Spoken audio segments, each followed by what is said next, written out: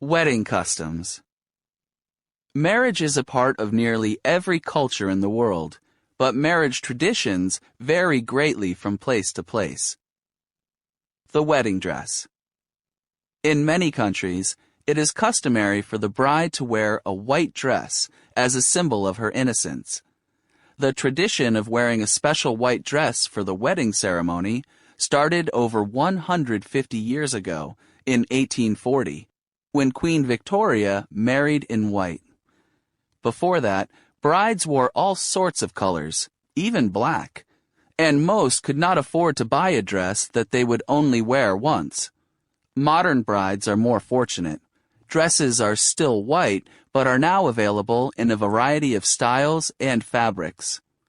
Many women even have their dresses specially designed and tailored. Not all cultures celebrate with white, however.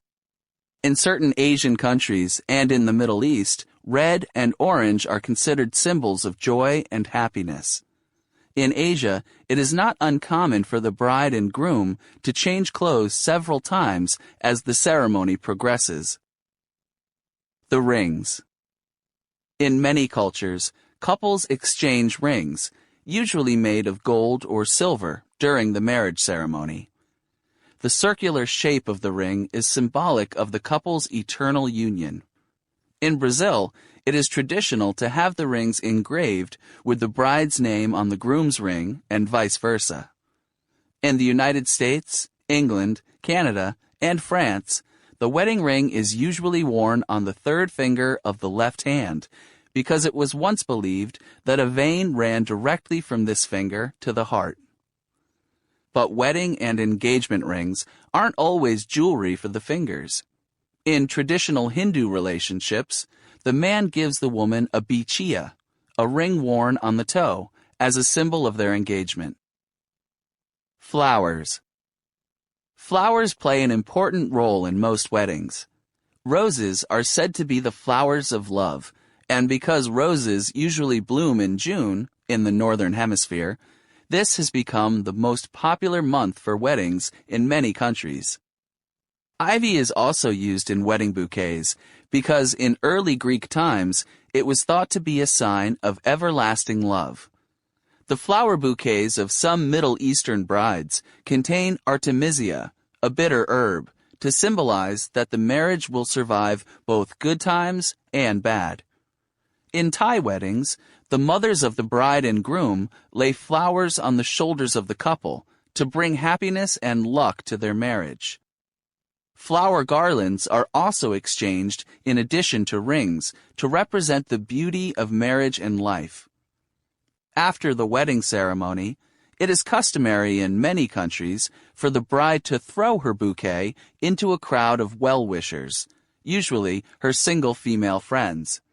It is said that the person who catches the bouquet will be the next one to marry. Gifts. In Chinese cultures, wedding guests give gifts of money to the newlyweds in small red envelopes. Money is also an appropriate gift at Korean and Japanese weddings. Not all cultures, however, give money. In many Western countries, such as the United Kingdom, wedding guests give the bride and groom household items that they may need for their new home.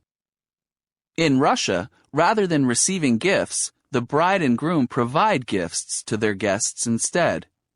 In Scotland, a week before the wedding ceremony, the bride's mother may invite the guests to her house and show off all the wedding gifts received, unwrapped, each with a card that has the giver's name on it. Today, many couples choose to integrate wedding traditions from different cultures around the world. With so many interesting practices to choose from, people can create the perfect occasion on their most special day.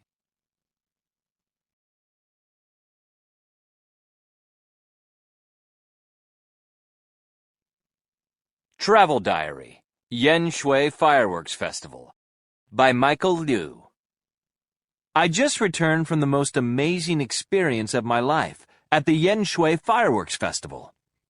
After spending some time with family in Taipei celebrating Chinese New Year, I'm staying the weekend with friends in Tainan in the south of Taiwan. Last night, my old roommate Lin invited me to a fireworks festival in the city of Yanshui. Since we were going to a fireworks festival, I assumed that I should pack a blanket and maybe some snacks for a picnic while we watched the fireworks. Naturally, I was surprised when Lin gave me an old sweatshirt, gloves, a towel, and a motorcycle helmet. When I asked why I needed these old clothes, he smiled and said, "You'll see." According to legend, in the 17th century, a terrible plague had been making the people of Yanshui ill for years, and no one could find a cure. When some citizens suggested that perhaps there were evil spirits in the town, the people decided to ask the war god, Guan Yu, to come and drive away the evil spirits. The people impressed Guan Yu with a huge fireworks display, and in return, he drove out the spirits that had been plaguing the town. Today, the fireworks festival is an annual event to honor and thank Guan Yu. When we arrived in Yanshui, we saw many preparations being made for the festival, which starts after sunset and goes on all night. Near the center of town, we were greeted by the sight of large walls with many holes and open boxes facing in all directions. Lin told me that the local word for these walls means beehive, and that they would be filled with fireworks for the celebration. I suddenly realized that I needed the extra clothes, gloves, and helmet to protect myself from the fireworks.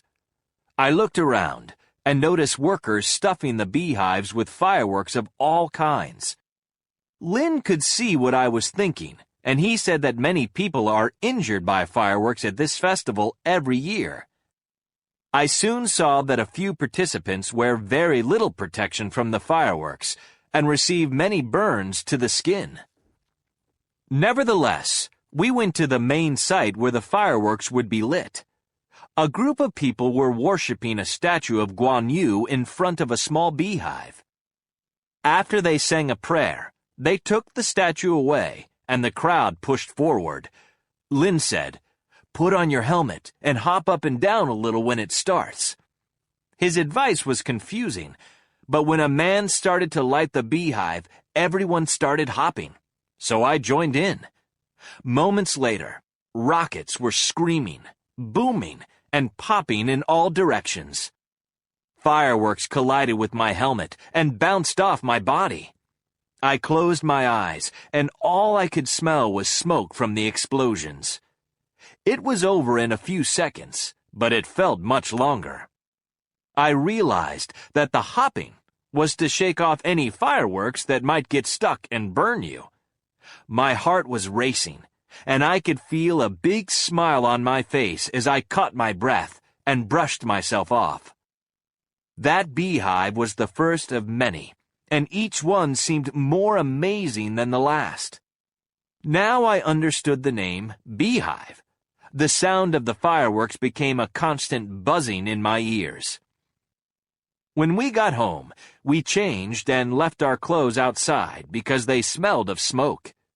Each of us had small burns and cuts from being hit with so many fireworks, but as we sat around the table eating a late dinner, we all felt we just had a great adventure.